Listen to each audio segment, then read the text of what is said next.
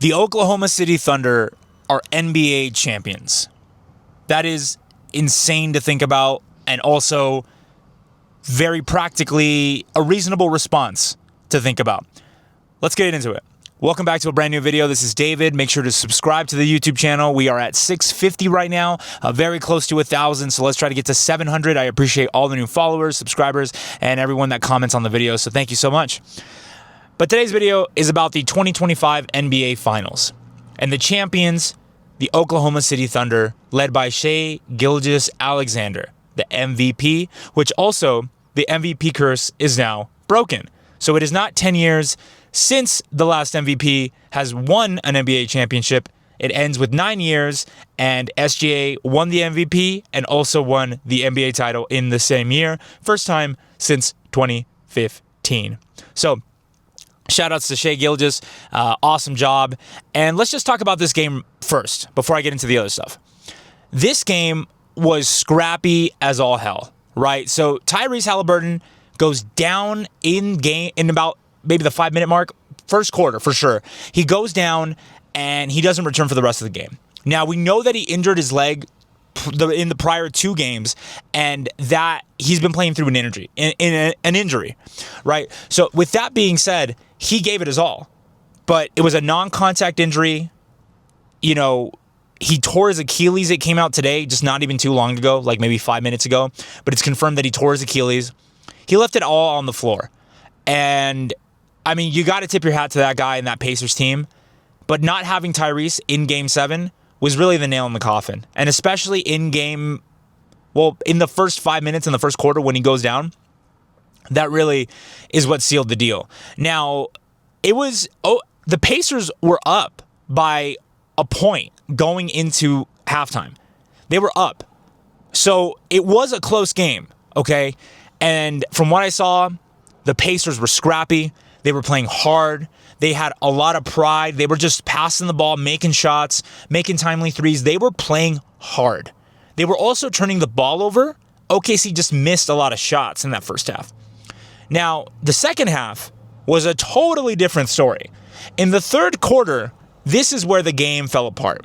This is where the game was decided. This is where everything that caused the collapse and the upbringing of a new champion occurred.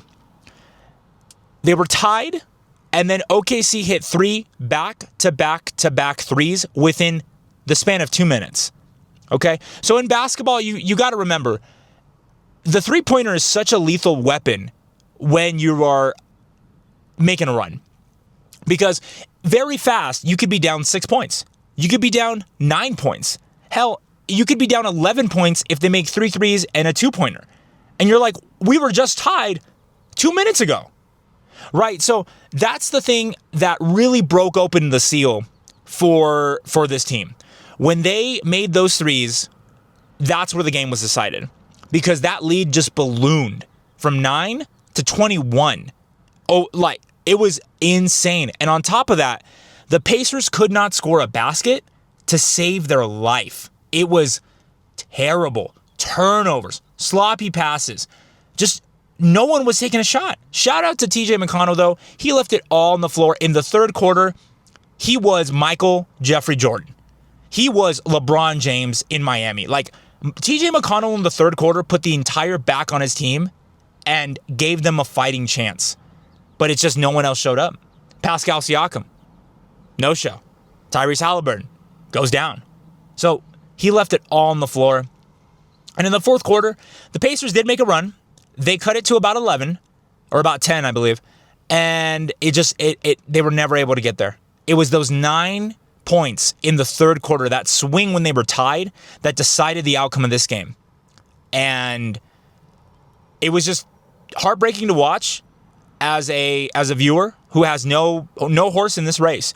But I was telling my friends, if I was a statistical betting man, somebody that was to just only look at analytics and nothing else, you have to side with OKC. On paper, they are the better team. On paper, they are more poised for victory. They have done everything correct to get them to raise the Larry O'Brien trophy. In my heart, though, you always got to root for the underdog.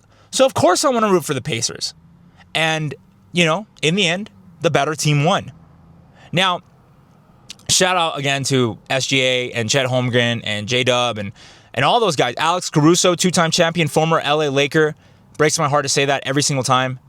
But, they did it the right way. They rebuilt from within. They traded for SGA from the Clippers. The Paul George era, they did everything the right way. And I know that they're going to get a lot of hate for how they got here and how they won, and they're already calling it a Mickey Mouse ring. Very similar to 5 years ago when the Lakers won in the bubble, right? In the NBA bubble. And I think there is, merit to that statement, right? They play Memphis in the first round, who was, let's be honest, this was a senior team playing a freshman, maybe middle school basketball team. Okay, that's really what it was.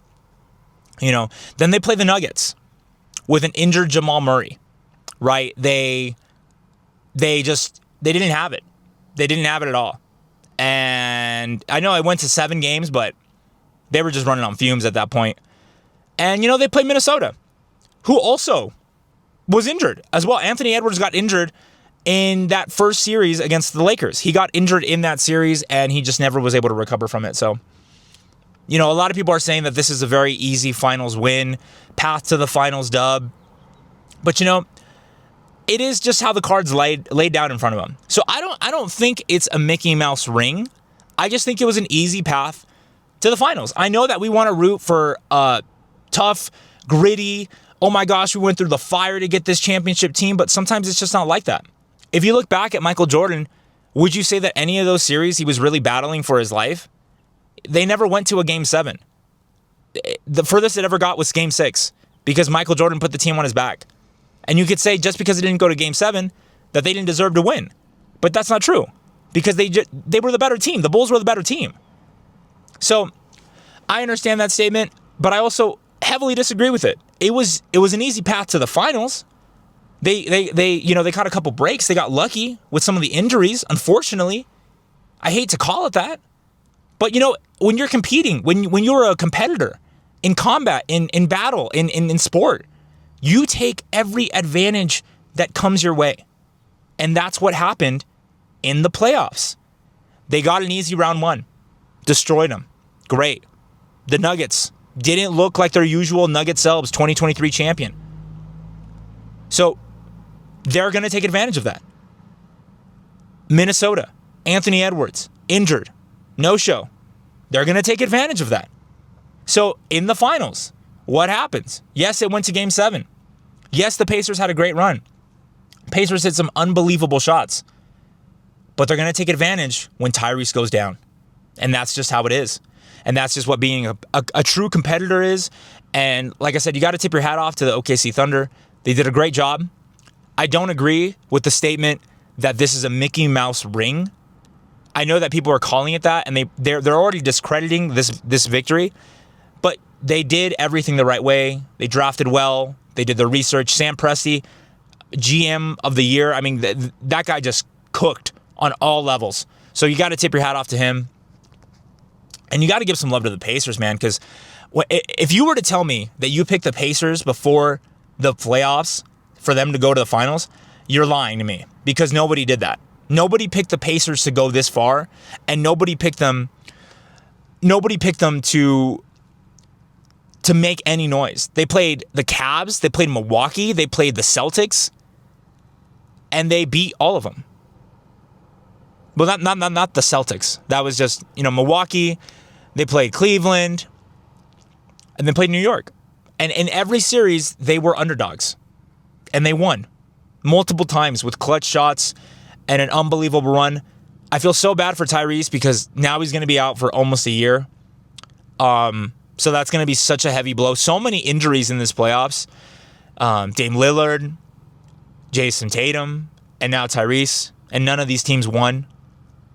And it breaks my heart, honestly, for that to happen. But the OKC Thunder are your 2025 champions. Thank you so much for everybody that's been watching. I really appreciate all the love and support. Like I said, make sure to subscribe to the YouTube channel. I'm currently in Denver right now, so I'm traveling. That's why I'm filming this video in my car. But I just had to get it off my chest. I have to let you know what I think about this series, what I know about the outcome, how I feel about the outcome, and a lot of fun post-season content now as the season is officially over. We're also doing a lot more baseball as well, and we're also going to be doing football when that comes around. But thank you so much to everyone that has been watching. Thank you so much for watching this video, and I appreciate you. We'll see you in the next one. Peace.